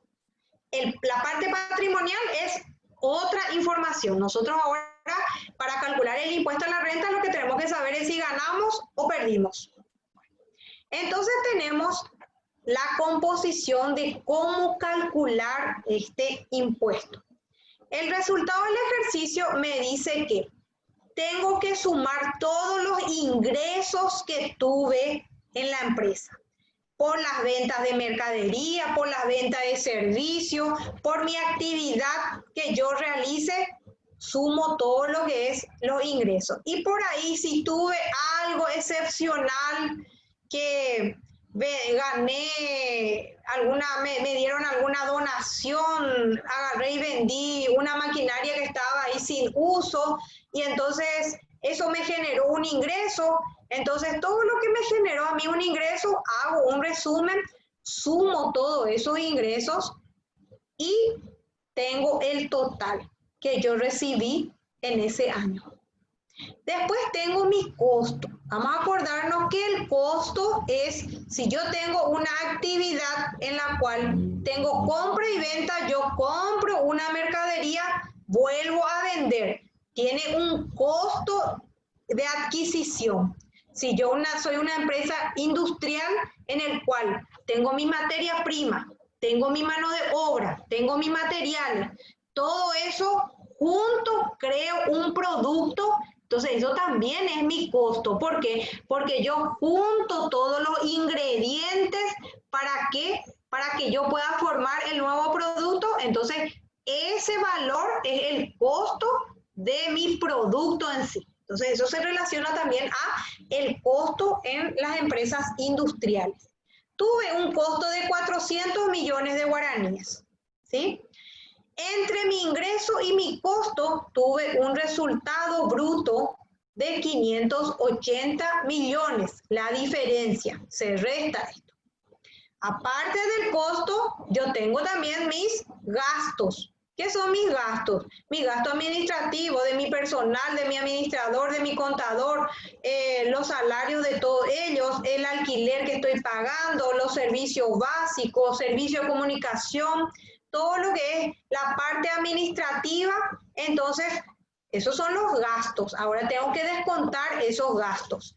Tengo gastos administrativos, tengo 250 millones, gastos comerciales, publicidad, propaganda, marketing, 100 millones, gastos financieros, qué sé yo, intereses, en las cuales de préstamos, algo financieramente que en ese año yo tuve. Entonces me da 50 millones, sumo todos estos egresos, me da 400 millones también.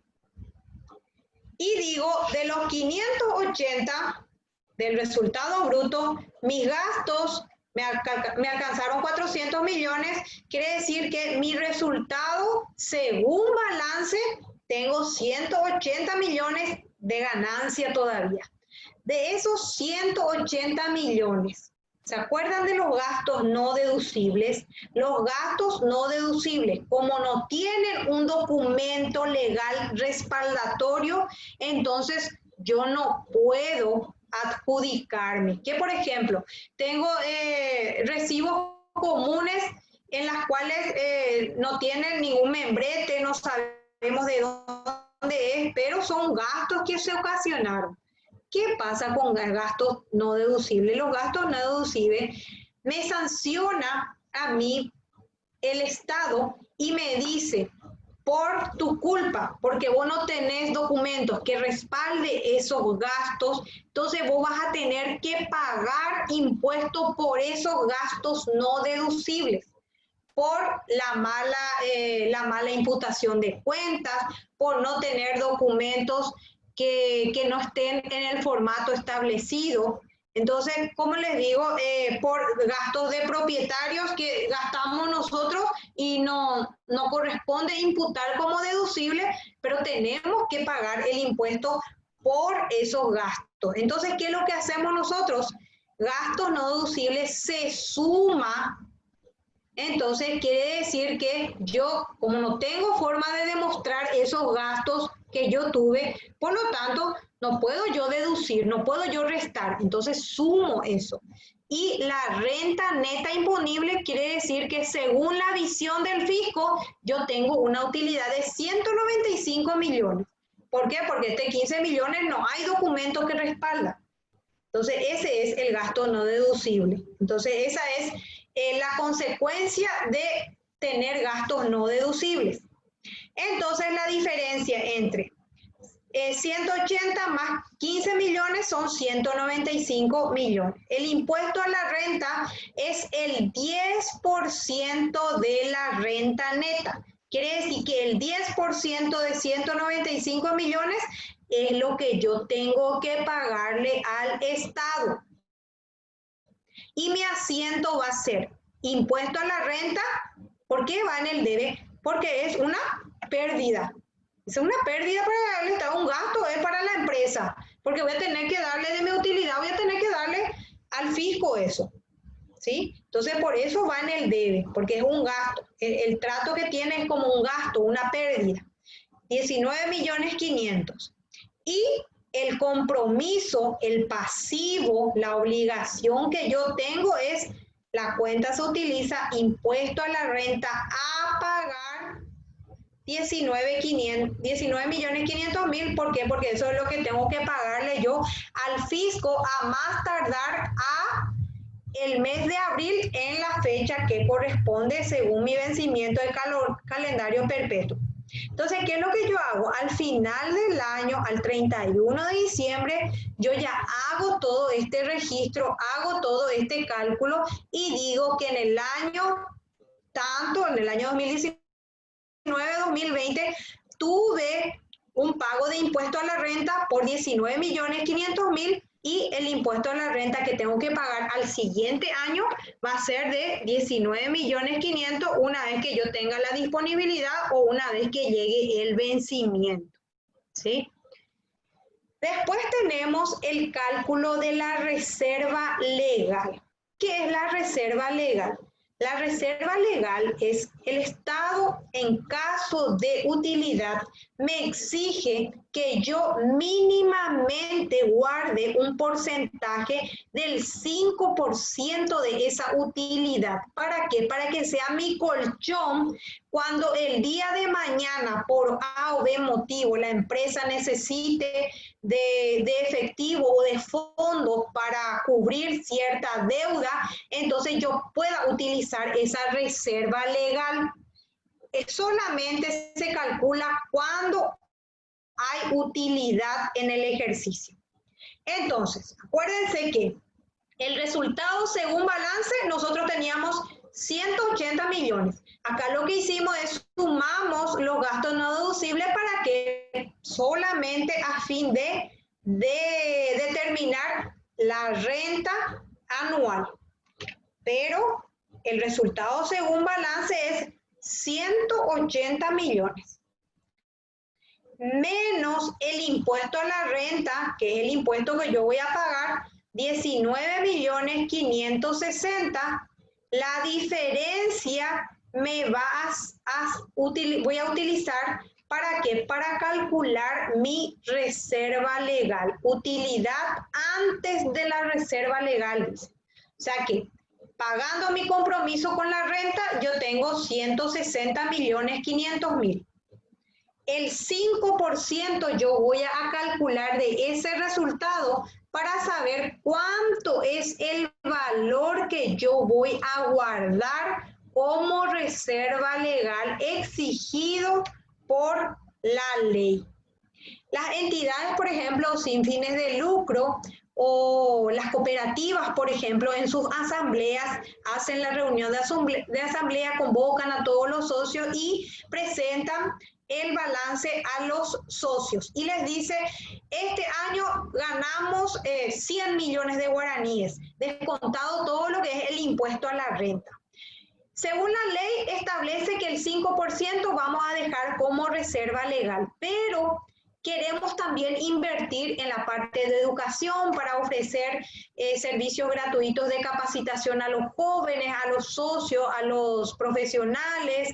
Entonces, queremos tener una reserva del 10% para la parte educativa, queremos tener una reserva para el 10% para lo que sería la parte de compra de inmuebles o de insumos. Entonces, eso también se puede utilizar. ¿Por qué? Porque son fondos que se van guardando para un fin específico. Entonces, figura en el balance como reserva educativa o reserva para lo que sería la parte de inmuebles, adquisición de inmuebles. Entonces, cuando se llega a un objetivo, entonces eso se canjea por la compra de eso. Entonces, eso también queda en consentimiento en la parte de los socios a través de las asambleas. Entonces, es importante también participar un poquito para que ustedes amplíen sus conocimientos y puedan saber también cuáles son las normativas y según los tipos de empresas y sociedades, cómo se manejan en esa parte asamblearia. Entonces nuestra reserva legal va a ser 8.025.000. ¿Y cuál es el registro que yo hago? Reserva legal gastos. ¿Por qué? Porque yo estoy quitando 8 millones de mis utilidades y te voy a llevar a gastos. ¿Por qué? Porque alguna vez me va a servir esta reserva legal para que yo pueda afrontar cualquier necesidad que tenga como empresa. Entonces, este año mi reserva legal de gastos fue 8.025.000. La cuenta reserva legal va con el grupo de patrimonio neto 8.025.000. Entonces, eso es lo que queda registrado. Entonces, el día de mañana, inclusive, según siempre a través de las asambleas y las aprobaciones de los socios, esta reserva podemos capitalizar. Si la empresa va bien, no tiene ningún inconveniente monetario y entonces, si no existe ningún riesgo, entonces eso podemos enviar al capital. Entonces podemos capitalizar eso a través de nuestros estatutos también. El cálculo del resultado. Acuérdense que hicimos por parte. Primero generamos el impuesto a la renta, hicimos su asiento. Después me dice la ley que tengo que tener un cálculo de reserva de revalúo, perdón, reserva legal. Entonces voy a registrar mi reserva legal. Y por último, tengo que determinar ya cuánto va a ser mi utilidad, cuál es lo que me queda. Entonces, ¿qué es lo que hago? Mi resultado de balance decía que yo tenía 180 millones. Le resto el impuesto a la renta, que es el compromiso con el fisco, le resto la reserva legal y el resultado es la utilidad que queda para la distribución de los socios o para ir acumulando y después capitalizar. Pero si nosotros ahora a partir de este año queremos acumular, entonces tiene que estar reglamentado a través de una asamblea para qué fin nosotros estamos guardando y acumulando ese dinero. Porque lo que se pide ahora a través de la ley es que todos los resultados obtenidos en cada periodo se reparta como corresponde y que esos socios abonen el impuesto correspondiente por recibir esa utilidad. Ese es el objetivo. Entonces tiene que estar reglamentado y documentado si nosotros vamos a ir acumulando y por qué periodo de tiempo y a qué fin va a ser eso. El resultado final del ejercicio queda a consideración del propietario o socios accionistas de la empresa para el destino que se dará a la utilidad. El anticipo a impuesto a la renta, ¿cómo vamos a calcular? El anticipo se calcula dividir el impuesto en 4 cuotas iguales. ¿Por qué? Porque era el 25% del total, ¿sí? Tenemos la renta imponible, 195 millones, ¿se acuerdan? Impuesto a la renta fue de 19.500.000 y ese 19.500.000 yo divido en 4 cuotas, entonces yo voy a pagar en forma ya anticipada de un resultado que puede que yo obtenga este año de 4.875.000 y los meses de pago van a ser mayo, julio, septiembre y noviembre. En abril presento mi declaración jurada y a partir de mayo ya empiezo a pagar mi anticipo. ¿Sí? Bueno, gente, espectacular porque hoy llegué a mi objetivo con ustedes en el tiempo establecido. Así que les agradezco a todos. Espero que haya sido importante esta clase, hayan entendido y por sobre todas las cosas que a partir del otro sábado ya vamos a estar con el IRE régimen simplificado. Vamos a hablar del IRE simple, resimple y vamos a ir viendo estas nuevas normativas y si ustedes tienen alguna duda, como siempre, estoy a las órdenes, me escriben al privado, en la semana vamos quitando las dudas Y entonces si tienen alguna pregunta, les traigo ya la respuesta para el otro sábado o directamente, si quieren compartir con los compañeros o si no directamente, ya estamos en comunicación. ¿Alguna pregunta, consulta? Se quedaron todos choqueados.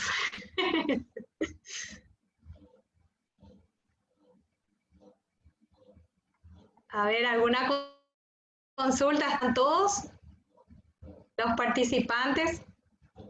A ver, acá tengo, dice gracias, ninguna. Bueno, les agradezco a todos. Espero que hayan entendido bien, que sea claro la explicación. Y como les digo siempre, les envío todos los materiales ya ahora para que ustedes vayan leyendo y no tengan ninguna duda. Y en el transcurso de la lectura hay alguna duda, me envían un audio y yo cuando pueda ya les estoy respondiendo.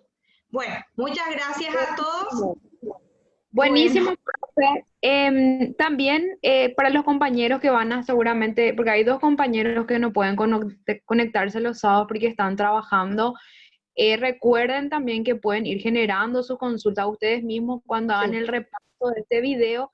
Está ese grupo, es un recurso de ustedes, así que si cuando en este fin de semana, lunes, martes, están haciendo un repaso y encuentran alguna duda, aprovechen, porque la profe está en ese mismo grupo y también a disposición de sus consultas. Así que, bueno, gracias, profe, por tu predisposición de siempre.